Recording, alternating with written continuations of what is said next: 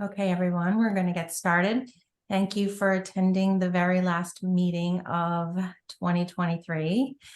I wanted to first start out by welcoming, we have a new member, a Bubblefish Children's Boutique, which is owned by Anna Nigro, and it's taking the place of Bluebird Day. Their Instagram handle is at Bubblefish Boutique. So if you want to go over and give them a follow, that would be really nice. Chelsea actually recommended that. I thought that was a great idea that we sort of start, supporting one another and sharing and liking and following. So thank you, Chelsea. That was a great idea. Anna's not here, but if you happen to be in the borough, pop in. I think she's off to a great start. She opened on Small Business Saturday. She was open late for the Sip and Shop. I'm very curious to hear how the Sip and Shop went for everyone and also the stroll. So if anyone has any comments or would like to share. It just popped in, so yeah. I found it Sip and Shop was neat. Can't say that I was excited about it because I was scrambling to try to get ready right the day after Thanksgiving or whatever it was. But it seemed like tons of people were in town and mostly locals, and it was just a handful. It was nothing like the holiday stroll, but I don't know. I mean, as long as somebody darkens the door, I'm kind of happy. I have a low threshold, and it seemed festive. And then the holiday stroll, I think it went well because again, those I base on sales, but there was a lot less people. It seemed, I think, Sandy, when you and Chelsea came by, that was the most dense. And usually in years past, twice a night, you cannot move in the shop because there's so many people. And that wasn't the case at all. So I don't know whether it was weather. I think there was other things going on in Mystic, maybe. The horse and carriage was wonderful. I don't know. I mean, my general sense for the area is that like we were super hot during, right after COVID because we could be outside and everybody came and visited. And now it seems they're just going elsewhere. It's not like, I don't know, you can't keep doing the same thing over and over again is my thought. And then I was closed by 7:30, which I'm usually kicking people out by 8:30, but those are usually people just hanging around drinking wine and sitting in the chairs. So they're not necessarily, they're just having fun, which is fine, but that gets old too. So for me, it was good. It was just different. So I don't know how anyone else feels or if they were open or what goes on, but that's my thoughts. Lindsay, didn't you do a pop-up at Ship Shape Shop? For the Sip and Shop, yeah, I did a pop-up. Not worth my time financially. Of course, I always love hanging out with my bestie, so that wasn't a bad thing at all, but definitely not worth financially leaving my own shop and packing up and all the work that goes into a pop-up. The holiday stroll I did last year at Cove Ledge in the upstairs tasting room, and that was of course the first year that they allowed people up there to check out the room, so I think that could have been a contributing factor to the quantity of people that were in and out of there. Last year was phenomenal. This year, Annette didn't want people upstairs for obvious fire code safety reasons. There's just too many people that they had to manage last year. And certainly they don't have the staff this year to do that. So I was downstairs inside, and I agree with Deb. I expected it to be jam-packed in there like it was last year from start to finish, especially being the liquor store. And the first good 45 minutes to an hour, I was like, what am I doing here? Nobody was buying, very few people, very sparse. And then all of a sudden people started coming in and it filled up for the last hour. And I did okay, but definitely not like last year. But not like last year has been the motto this whole year. So it's not just the holiday stroll, it's the whole year for me and many other people I've talked to in other states as well. So it's not just Connecticut, it's not just Stonington Borough. From what I've heard, it's sort of across the board. I think that's retail in general. Even the big boys are reporting, low numbers, Saks Fifth Avenue, all those, stuff like that. So somebody told me that they have a friend who works for Prada in New York City, And after Thanksgiving, the day after Thanksgiving, which is usually what is that, Black Friday, whatever, they sold 4 handbags in that one day. And Wow. that's it. So, I mean, if that's a gauge, which I think it probably is, because I'm like, okay, well, I guess it's normal. Yeah. Millie, were you going to say something? Yeah, I obviously can't speak to the retail aspect of it, but we were doing a story time and Santa Claus and the sing along at the library outside of the steps of the library. And I've been to these before because my children used to do part of the caroling and everything like that. And just as a family, we would go to them. So this is my first time kind of seeing it on the other side. And we had quite a great attendance for story time and for Santa. It happens right before the borough officially opens at 5:30, I think. But I found the caroling to be really long and the tree lighting to take so forever. And I was like biting at the bit to try to go to the stores and everything. And I find that everyone congregates at the library, which is wonderful. And I love that aspect of it. It's a very small town. Same with the 4th of July stuff. But the songs and the little performances took so long that when everything was said and done, I don't know where that crowd went because it was a huge crowd there. And when I went downtown, I didn't see the same crowd like in the stores. Does that make sense? It was a nice night. It wasn't cold. It wasn't, I know that it threatened to rain a little bit or it was sprinkling a little bit. So I don't know if that deterred people. And I also know that I believe the Mystic Aquarium had their light thing or whatever, their opening day that day as well. So there might have been a little bit of competition, but there's only so many days in December that you can use Yeah. up. Only so many Saturdays. Yeah. So I don't know who, again, it's not my place, but just that as an observation, maybe cutting down the program and the tree lighting a little bit on the steps might help push people into town a little quicker. Because I think people kind of just, I don't know where that crowd went. Yeah. Yeah. Well, Chelsea and I walked around after the stroll and I mean, we couldn't move in Cove Ledge and maybe that was at the height of it. I couldn't get into Cove Ledge, so I kind of waved at people and then kind of went down the Yeah. street. So And yeah. the restaurants were packed, of course. And the stores we went into had people and they were shopping. So, you know, but that's just my observation from an outsider. I'm not looking at the, you know, what's in the register. So, okay. Well, It makes a lot of sense though, what Millie said, and I appreciate that, knowing that the program at the tree lighting took a long time. Yeah. Makes sense now thinking, okay, well, it was a good hour into the 5 to 7 window before Oh, the yeah. shop was packed. So yeah. I'm like, okay, that makes total sense now. And Annette was jonesing to get out of there by 7 p.m. Like she was not keeping the shop open later. She was not. So, and she said to me later, she's like, if I had stayed open till 8, we would have probably made, you know, done better. She's like, but, and she's toast. I mean, I totally don't fault her at all for wanting to get out of there at a reasonable hour, but the crowd was definitely later in the Yep. evening. So that Yeah. makes total sense. Yeah.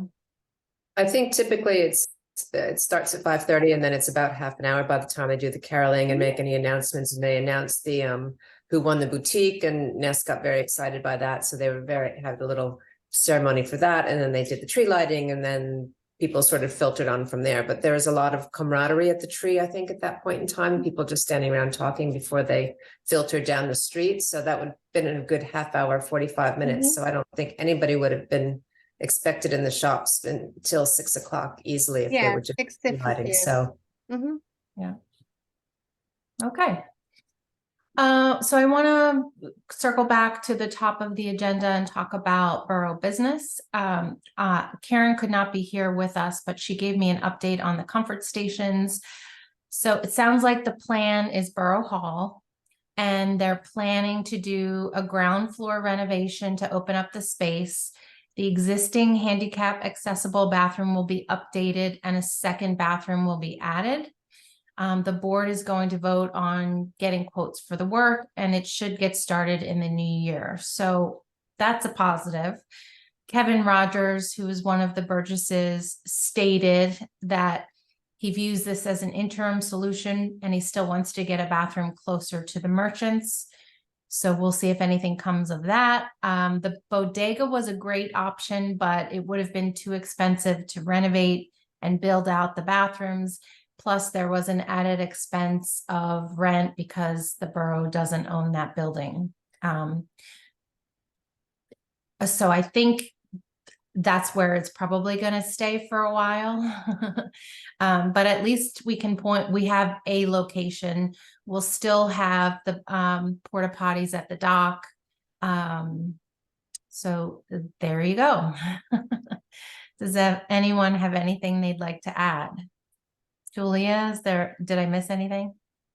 No, I think that's a perfect summary. I'm meeting with Kevin tonight, actually, to sort of formalize what Kevin Rogers to formalize what the scope is for the renovation. No, I think I think we'll probably have this conversation again in 10 years, but for now, I think Borough Hall is at least going to do some of the heavy lifting for the borough. Okay, great. Also, two different people have come to me in the past week to talk about business viability in the borough again. And one of those people is Michael Sheffers, who's the warden, obviously.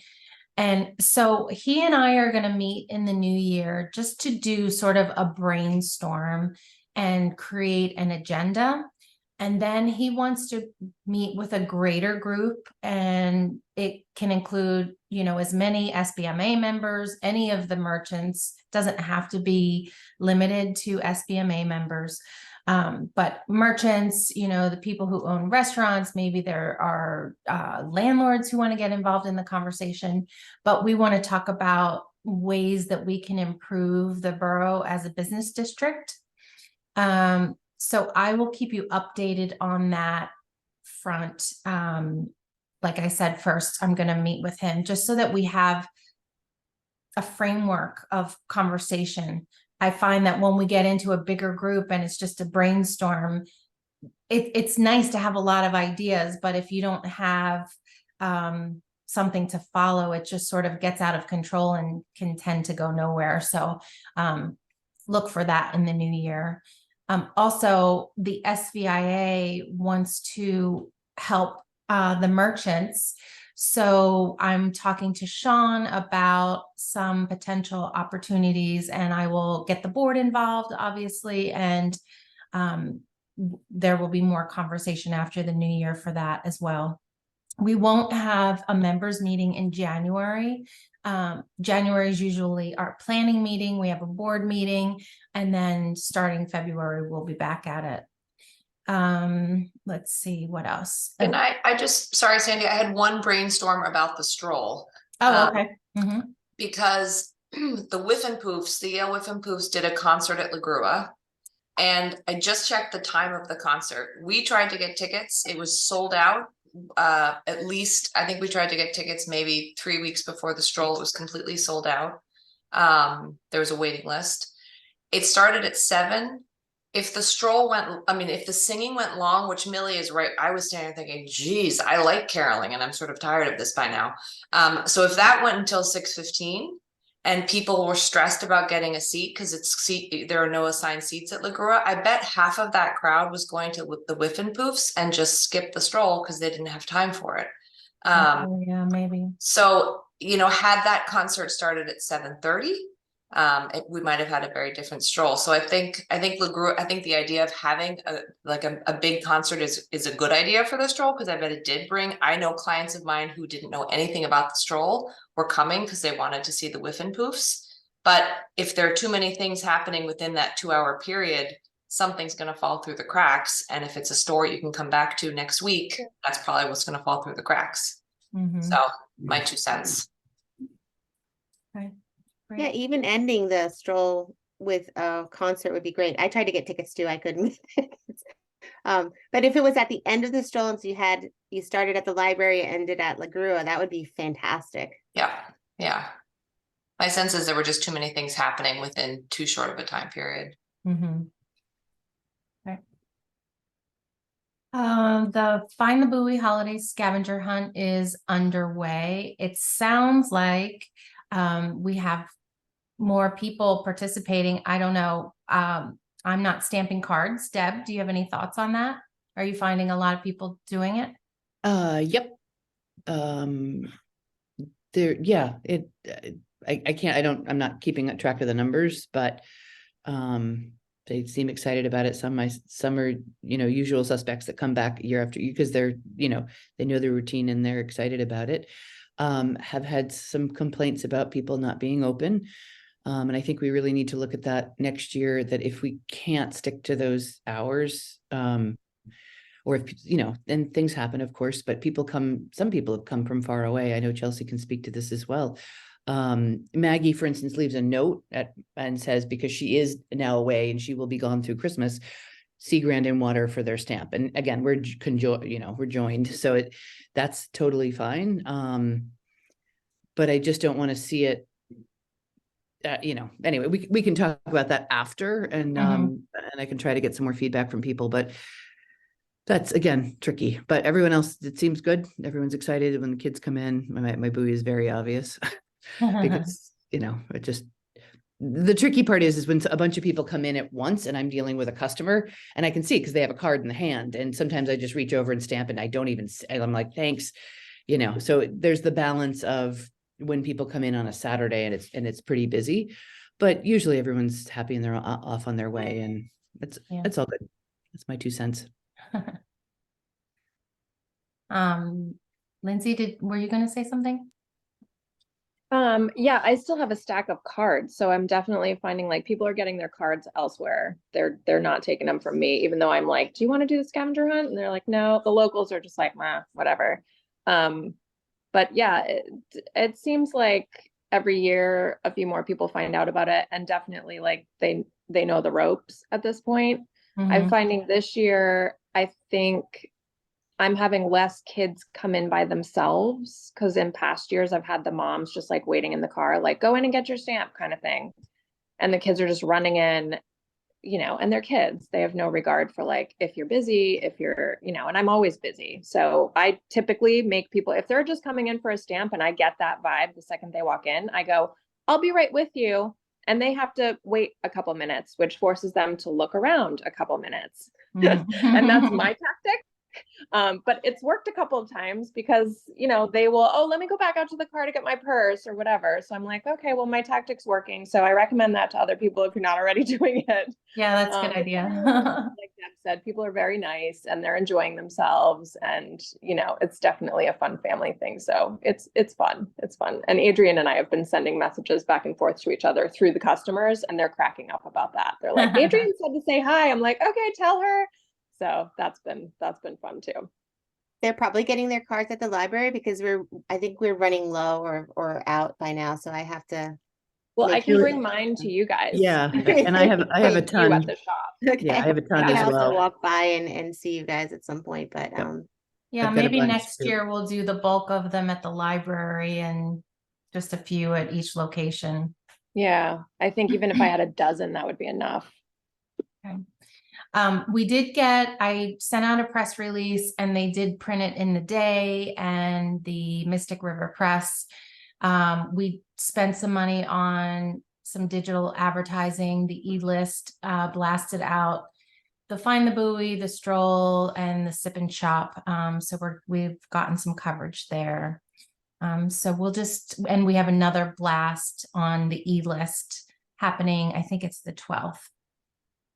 So I'm sure you've seen them. I hope you've seen them. I've been doing reels for each merchant and alternating with an image every day so that it's not just a reel, one after the other. So we've gotten about 500 new followers since I started doing that, which is pretty incredible, on Instagram. And the reels, let me just take a quick look at the numbers. I had, the views are 2,117. I've got one reel has 1,051 views, 1,021, 1,500. You know, the views are really high. So, you know, they are very time intensive and they are a lot of work, but they do work. So if you're considering utilizing Instagram, you might want to consider doing, you know, a short reel. Lindsay is the queen of reels. And I've also contemplated doing another marketing workshop in over the winter. So maybe February, March. If there are specific things that you want to talk about, please shoot me an email because I'm happy to put together something based on what you really need. I can come up with a million ideas, but if those aren't things that you're going to use, it's kind of a waste of my time. So please shoot me any questions you have and we can cover it. And I can do it on Zoom. I can do it at the library. We could do it at the Historic Stonington's space. Liz has offered that space. So keep that in mind. Hold on one second.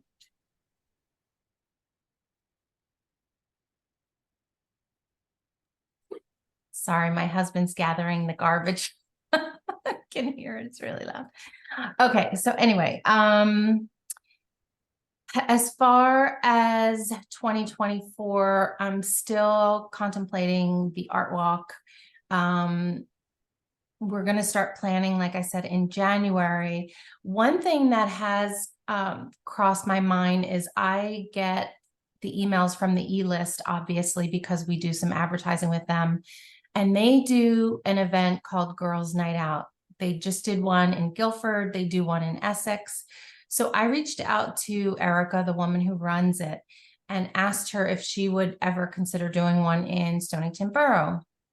And so she gave me the lowdown on that. And they put a lot of marketing and advertising behind those events.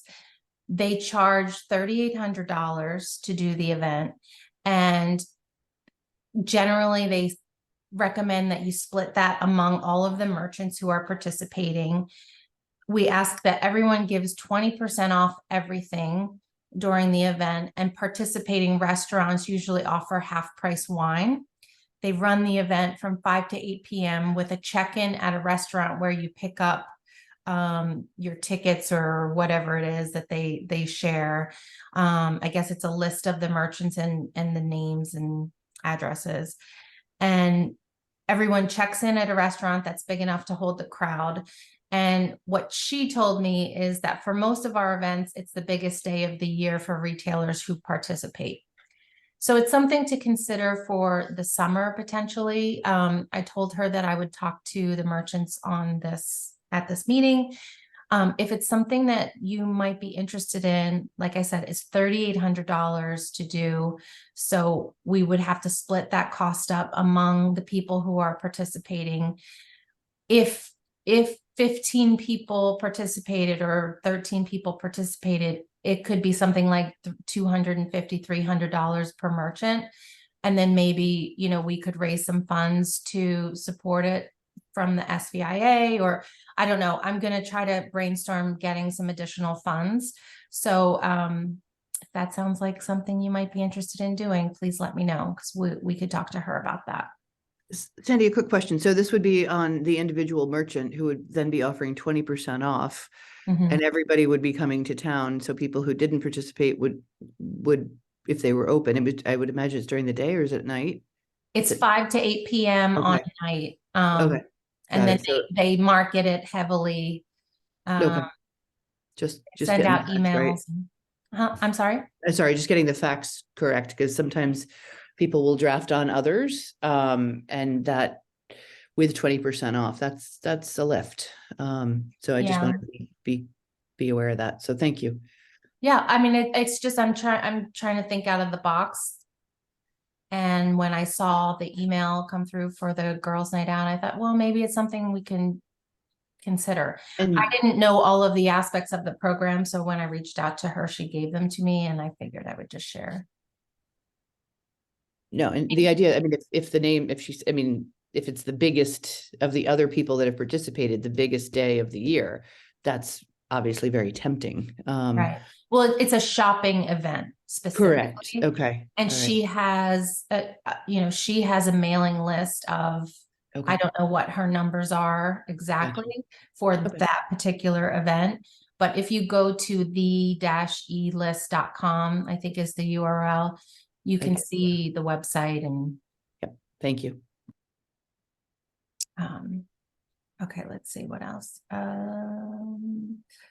We are planning to redo the walking map in 2024. So I'm going to start working on that sooner than later. I think we're almost out of those. So that will be reprinting soon. And then I'm going to start thinking about the 2024 postcard also, save the date. So if you can put dates together for your events, I know La Grua has a number of events, the library, it's a tiny little postcard. So I only can include 1, maybe 2 events for each organization, if you will. In addition to, 4th of July and the stroll and all the other things we do. So if you can get your calendars together, that would be great. I know it's really early, so I think the only other thing I wanted to talk about was this topic of the month that I had introduced a while back. One thing I just want to throw out there is setting a goal for yourself for next year.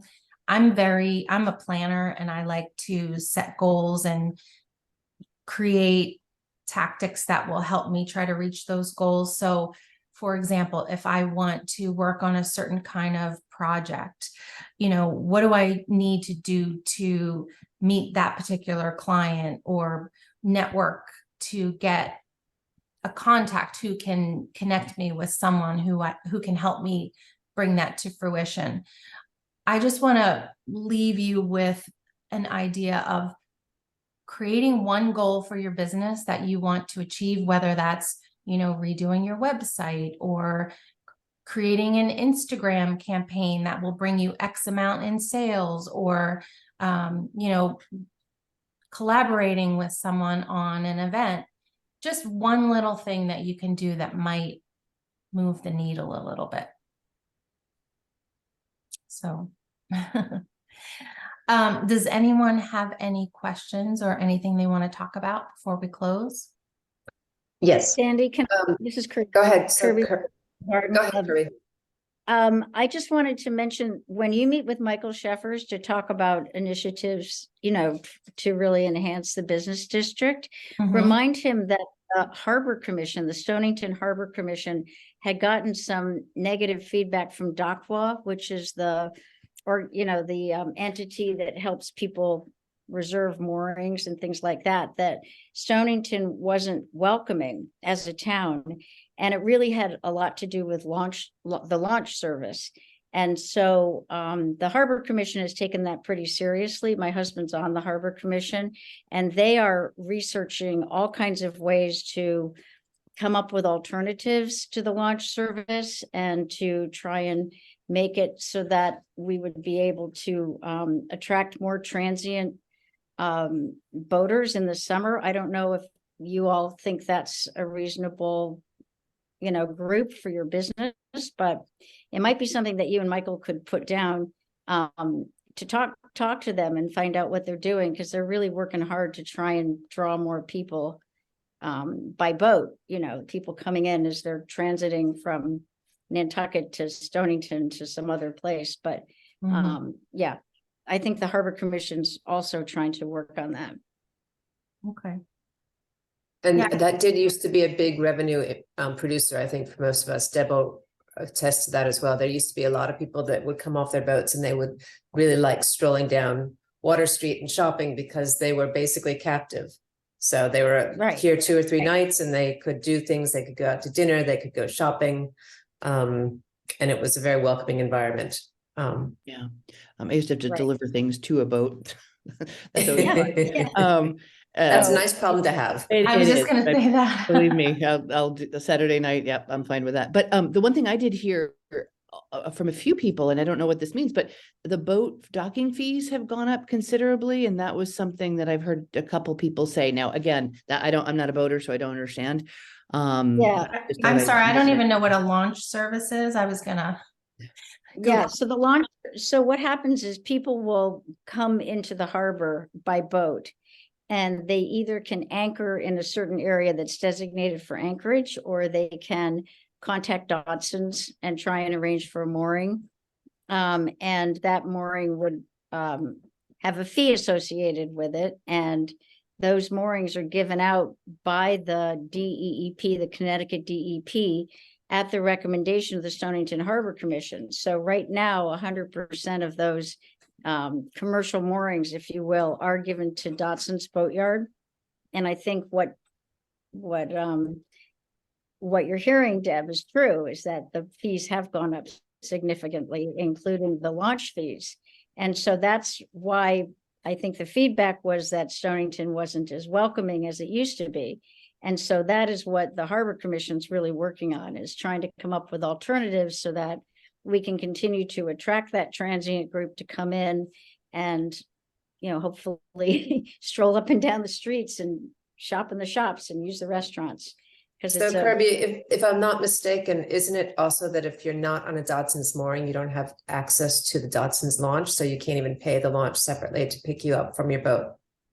Yeah, the Anchorage area is not being served anymore. And I don't want to speak for the Harbor Commission because I'm the Garden Club, but I know that that's something that they're really looking at very seriously. So anyway, that might be something you and Michael could put on the list to follow up on. I did notice that Anna joined us late. Anna is the owner of Bubblefish. Anna, do you want to introduce yourself and talk about your business a little bit? Hi, good morning. Yes, sorry, I was a few minutes late. I'm Anna Nigro, the owner of Bubblefish in 149 Water Street. And just excited to be a part of this group and looking forward to meet all of you in person and to learn from you. Obviously, I have way more experience than I do. I agree with some of the comments in this meeting. I've been only open for a week, but I have a dozen of people saying that oh, the stores are not open. Like, oh, there's like we come here to shop and like 10 stores are closed and 5 are open. So just like a lot of feedback from people that are just like a bit frustrated that they make the trip to Stonington and they have nowhere to shop or like little to nowhere. I think for the stroll, I was busier the weekend before. I did double on sales during the sip and shop versus the stroll, and I agree. I saw a huge group of people just passing by, and I think they were going to La Grua Center, and that was around like 6:45. So my store didn't get busy until like almost 7. And people, I think they were just eager to like just see all the stores and like drink and like have a good time versus shopping. And yeah, maybe the caroler, the time frame that they took for the lighting of a tree and all that was an influence. And that's it. I think that's all I hear so far. People complaining about the store hours. Yeah, like the car took too long. And yeah, in general, just people, I think they're just excited. They love to see the stores. Everybody has amazing things to say about the storefronts, that the town did a very good job, like decorating. Everybody's so excited about the lobster trap tree. And yeah, I think it's just a matter of us to figure out what else we can do without either investing too much money or time on it, to drag more people in town, and just to be happy when they get here because everything is open and they can shop and they can eat and they can drink. And no one complained about parking situation, which I thought was going to be a problem. No one has said anything about parking. So I think that side were covered. And but yeah, very nice to meet you all. Thank you for this meeting. It has been so helpful and learning a lot from you. Good. Well, always feel free to reach out to the email, and or give me a call. My phone number, I think I've given you my phone number. And at the beginning of the meeting, I welcomed you as a new business. I don't think you were on the call yet, and I just let everyone know your Instagram handle. So, all right. Great. Thank you so much. Well, I hope everyone has a great holiday. And if I don't see you in the borough, I will see you in February for our next meeting. Can I interject real quick before we say goodbye? Sure. I just wanted to remind everyone about the speaker series. I know that Maggie has the March date, I think it's the March date lined up, but if the other dates are still available, so if anyone has any questions, they can feel free to email me or get in contact with me through you, Sandy, I guess. Yeah. Yep. But we still have, times in February. The March date is taken, and then there's another date in May that's available for any speaker series. All right. Okay. Thank you. Sorry. Thanks. No, that's okay. I just looked at the agenda and I thought, oh, did I miss anything else? It was way down at the bottom, but Okay. Well, thank you so much and happy holidays. You, bye. Thank you. Bye. thank you.